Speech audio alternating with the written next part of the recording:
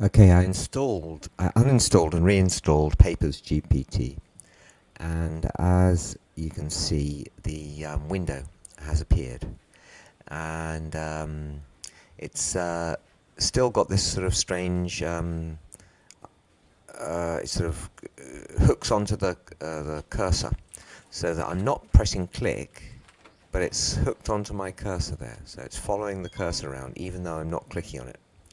And this can, if I just sort of brush past it, I can sort of push it off the side of the screen and stuff.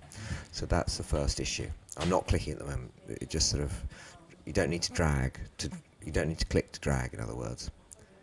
But if I move upwards, I can move off it, so it's not that bad, but it's not optimal, far from it. Okay, and also this, I think it should be, oops, I think that this thing here, this little box floating to the side, should be a cog. And that is where you subscribe to PapersGPT. I've already done so, but oops, I tried to click on it, but the window moved suddenly. Okay, now I've got there. I'm going to click on it, and as you can see, it's created this very long, thin rectangle, a tall, thin rectangle. And I think that is to do with the fact that my screen is in portrait mode. And so that's pretty confusing when I didn't know what was going on there. And also I found that the screen wouldn't let me input my email address again due to the fact that I'm using portrait mode. I think if I click this again, no. Dear.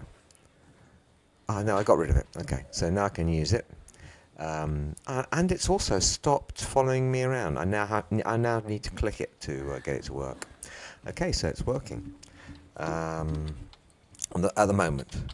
All right, sorry. I can just for summary, but this isn't working. I don't know what that is.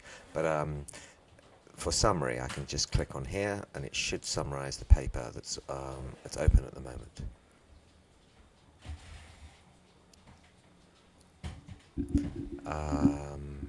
Yep, super duper. It produces a summary. I think that it's cool, but the biggest issue is that sort of the movement of the window is kind of difficult to control. It follows my cursor even though I'm not clicking on it. I can't resize the window, and it doesn't seem to like being in portrait mode, as I generally am. It'd be really great for the future if there was a button just to add this into a note. It's at the present time, it's not all that different from going to Claude, uploading and generating a summary. But if I could click somewhere here, and it would just add it to a note for this Zotero entry item, then that would be even better. But if I click twice, it copies the plain text. It tells me off screen at the bottom. So now I can put that in a note. Hold on, can I? Yeah, I can put it in a note for this paper. Hold on, yeah, or somewhere. Notes. Where's the notes? Well, I can. I'm sure I can. The other thing is that how do I get rid of it? Get rid of PapersGPT. I'm now going to try Control-Enter. Nope. Control-Enter doesn't do it.